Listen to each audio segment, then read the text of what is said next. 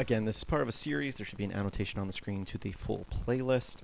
And we've been working just playing around with images, different compressed archived file systems, ISOs from live CDs. And so far we've extracted the file systems from 3 different live CDs and put them on folders on my current hard drive.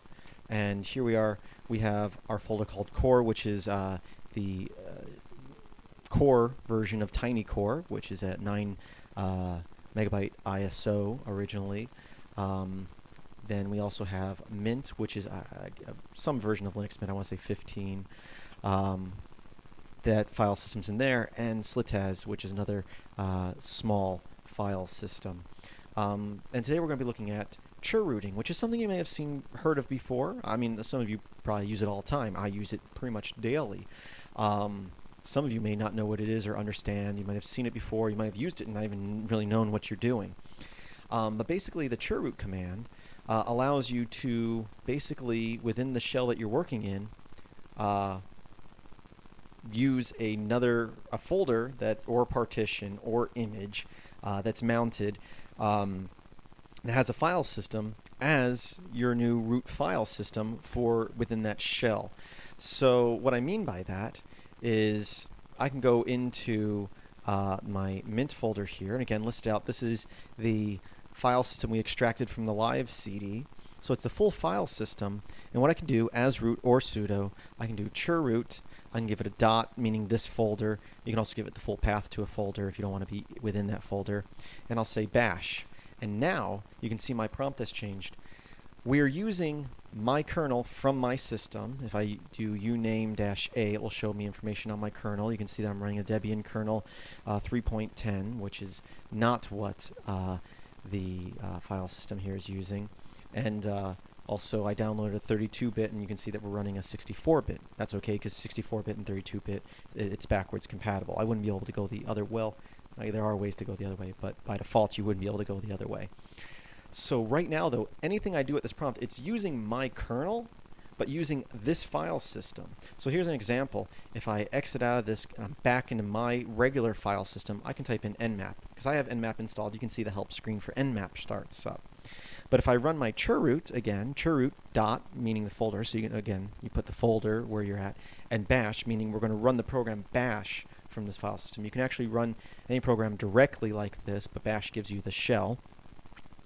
If I type nmap now, you can see I get a message saying the program nmap is not currently installed. It's currently not installed. You can install it by typing blah blah blah. That's because it is no longer looking at my regular file system, it's looking at this file system. So essentially, even though I'm using my kernel with all its drivers and modules, any program I run is actually running within this. If I was to do apt-get install nmap and hit enter, it will download and install nmap. I'm not going to bother doing that, but it's not installing it to my system, it's installing it to that file system. So I can modify that file system in that way. I can then recompress it and put it on another live CD. That's one way of creating custom live CDs. But other ways that this is useful is, there's so many different ways it's useful. You can do full installs this way. There are programs for Debian called the Bootstrap. That's DEBOOTSTRAP. Did I spell that right? Which we're going to get into later in this series. Again, a new video every Monday. That will take a partition or a folder and allow you to pull down a file system from the Debian website or a server you set up yourself, and then actually reboot into that system. But you can make changes using the chroot and set it up before you do the reboot. So you can actually install one operating system from within another that way, using an empty partition or image or other stuff. Another thing you can do is you can, and this is a great use for me, is I have 3 Android devices. I have 2 tablets and a phone. Both my tablets I bought. One tablet came rooted, the other one the manufacturer allowed rooting, and my phone I rooted myself. Once you have any Linux system rooted, you have root access. You can install chroot if it isn't already installed through BusyBox normally, which we'll talk about more in future tutorials. And you can, as I do on my phone and tablets all the time, have a Debian install, or any of these folders I have now, I can put them in an image or on a partition or in a folder on the SD card or on the hard drive of those devices, and I can now chroot into it. And even though I'm running Android, I can run any program from Debian or whatever operating system I want. Now, those are ARM devices, so I would have to have an ARM install, but as long as I have an ARM file system, which you can get through Debian, and we're going to learn multiple different ways of creating them using a cross-platform, the Bootstrap. We're also going to look at doing it through, I've already done tutorials on QEMU, but I'll do a refresher on that through emulator. But once you have the file system of the Debian operating system for the correct processor type, you can now run Debian on any of those ARM devices or any of those Android devices using chroot. And the great thing about this is, if you were to try to just install Debian on one of those devices, not only is it going to be difficult and you have to really know what you're doing, but you also will have to worry about drivers, where if you chroot from Android already, you're still using the kernel and drivers, so all your hardware is still working within the chroot, but you'll have all the Debian repositories or Arch repositories or Gentoo repositories or whatever distribution you're using, and we're going to do a lot of ARM stuff in this series, available to you. You know, all the hardware's already going to be working. You don't have to worry about all that. Also, doing a chroot like this on my desktop, I can actually run GUI applications as well because I'm already running Xorg. I could also start up something like XNest, which I've talked about in videos years ago, and there's another program similar to XNest, which would allow you to run a GUI application within a window or another full desktop within a window. Or I can go out to my TTY, which I can't do right now because that would mess up my recording here, but I can go out to a TTY and start up a whole new display. For example, on most Debian-based systems, Debian, Ubuntu, Linux Mint, your GUI, your desktop, is running on TTY 7, and you would hit Control-Alt F7 to get there. And you can go to your other TTYs, Control-Alt F1, F2, F3. Well, I can go into one of those other TTYs, go into the chroot, and I could actually, from within Debian, start up an X session using startx and pointing it to a new display, and I can flip back and forth between my Debian install and the in this case Linux Mint file system on the same system using the same kernel. And it's not like you're running an emulator, you're just using the kernel and another file system. So if you were to use an emulator, a virtual machine of some sort, you're going to eat up some processing power just running those emulators, where you're actually running the actual programs within the chroot on your actual system. It's a really neat thing. I hope that I'm explaining it, and it's just such a great thing. And it's not just Android devices. If you have a router that's running OpenWRT, if you create an ARM file system, again for like Debian, you could put that on a flash drive, if you have a router that takes flash drives, which I do, or an SD card. I have a little $20 router that takes that has a USB plug on it, so I can plug in that, and I could chroot into Debian and have a full Debian system running on this router. Obviously, you're limited to the resources of the hardware, but any Linux system, if you have root access to it, you can create a chroot and then run whatever Linux operating system you want from there, as long as you have a file system in the proper architecture. And we're going to learn how to, again, make your own. So I talked a bit, it wasn't typing. Let's exit out of this. So we're going to go back out. Also, let's go back. There was something we did chroot into here, and if I was to ping Google right now, you can see I can ping Google, and that works with Linux Mint. But most of the time, when you chroot into a file system from another operating system, you're not going to directly have internet access right away. I'm not really sure what's different about the Linux Mint that allows that. But I'm going to show you if we exit back out, and now if I go back up one directory, and I'll go into like the tiny core and here I can do chroot and dot. And the last time we did bash. If I try doing that now, you see we get an error here. That's because both slittaz and tinycore are so small, they don't provide bash because it would add to the size of the operating system. So even though I did bash before, it's usually a safer bet unless you know what shell is on there, is just to use sh, because that's pretty much always on there. Failed to... Am I in the right folder? Oh, did I? Oh, I must have deleted that that folder. That's okay. Not mandatory.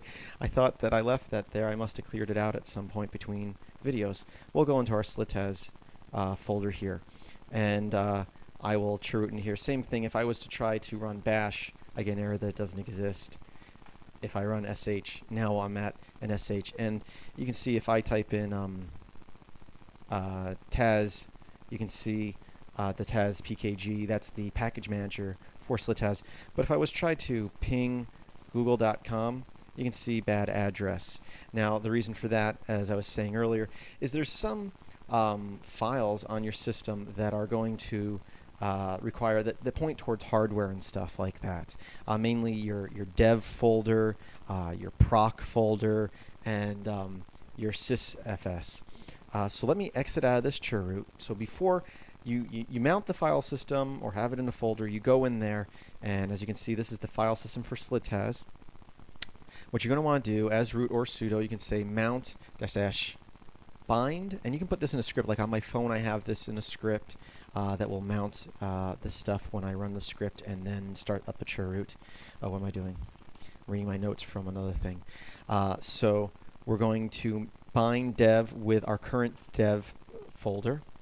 We're going to mount -t proc to proc and proc, and then we're going to mount -t sysfs to sys, which is this folder right here.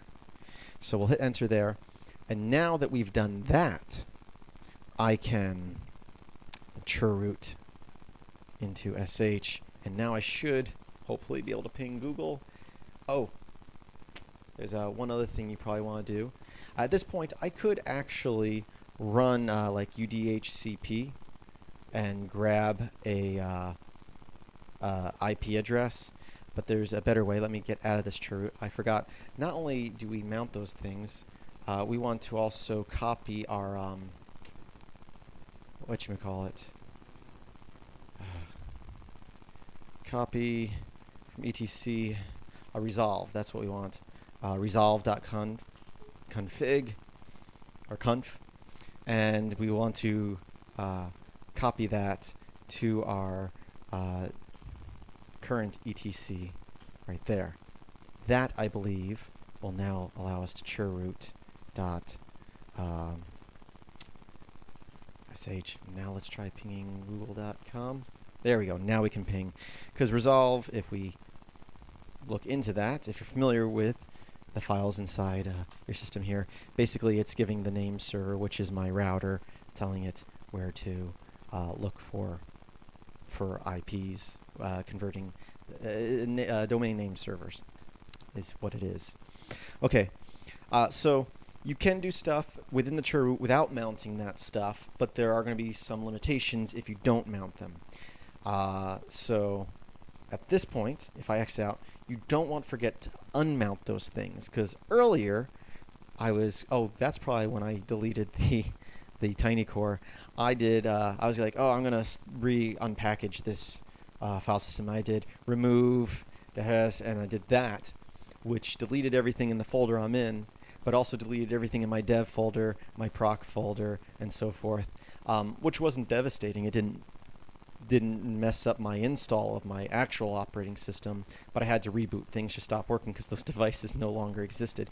Because things in your dev folder and your proc folder, those are generated when the computer boots, the boot process. And when we are chrooting in, as we're doing, we're skipping the boot process. We're going straight into the file system. So any files or folders that are created during the boot process aren't created on this file system yet. So that's why we need to mount them. So when you're done, you want to be sure to unmount your dev folder, your proc folder, and your sys folder.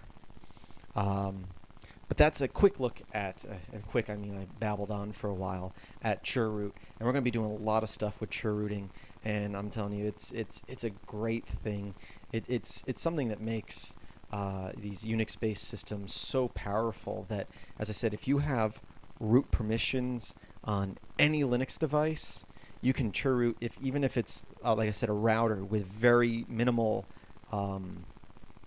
tools. If you can chroot and you can have that file system on a drive somewhere, you can even, I'm pretty sure, mount a network drive if you don't have a physical drive there. May not be the most reliable, but you could do that, and then chroot into it. You can now have a full system running with all your tools from the repositories, where, like I said, on a router you'll have OpenWRT or DDWRT, which have some stuff in the repositories for networking and stuff, but they don't have all the tools you're used to. Well, if you can chroot into a full distro like Debian, Arch, Gentoo, or whatever, as long as you can get an ARM file system from that distribution, you're good to go. And like I said, we're going to be messing with a lot of that stuff in the coming weeks. So I'm very excited about this stuff. I think this stuff is great. It's like I said, I chroot pretty much daily on my devices because Android by itself is okay for web browsing, but that's about it. Everything else I do is through a chroot. And we're going to do a lot of fun stuff with ARM stuff and just fun different types of installs. Anyway, comment below. I love comments, but the comment section is for comments. As always, if you have questions, the IRC channel is probably a better place to ask them. And that is if you go to my website, filmsbychris.com, Chris with a K, link in the description. There should be a drop down under the social networking tab. Just look for something that says IRC, click there, and it will bring you to a web-based IRC client. And in there you can ask questions. And as always, I'm not always in there. There's usually somebody floating around, but you may not get your question answered right away. If you come in there, it's really great when people come in to hang out. Come in the IRC channel, plan on being there all the time. The people who hang out there all the time regularly are logged in 24/7, even if they're not always at the keyboard. It's a great place just to talk and conversate, come up with ideas with each other. It doesn't mean you're going to get your questions answered right away. If you are enjoying these tutorials on different aspects of Linux, we're kind of moving out of most of my tutorials are on programming, and this is more just on the system itself. If you're enjoying these, definitely let me know by 1, commenting below, and 2, liking this video. So that you don't miss any of these videos, be sure to subscribe. I also have different topics on Wednesdays and Fridays, and there will be a new video on this topic, on the Linux operating system, every Monday. So there should be an annotation on the screen to the playlist. Be sure to check that out. Check out previous videos if you haven't watched them already. If you haven't, you might be a little lost on what we've done today. You can also probably see future videos if you're watching this in the future. If you get to a point in the playlist where you can't access a certain video, don't worry, it just means it hasn't been published yet. The next video will be published on Monday. I have to let you know that because people will always ask me, why can't I access this video? It's because I haven't published it yet. So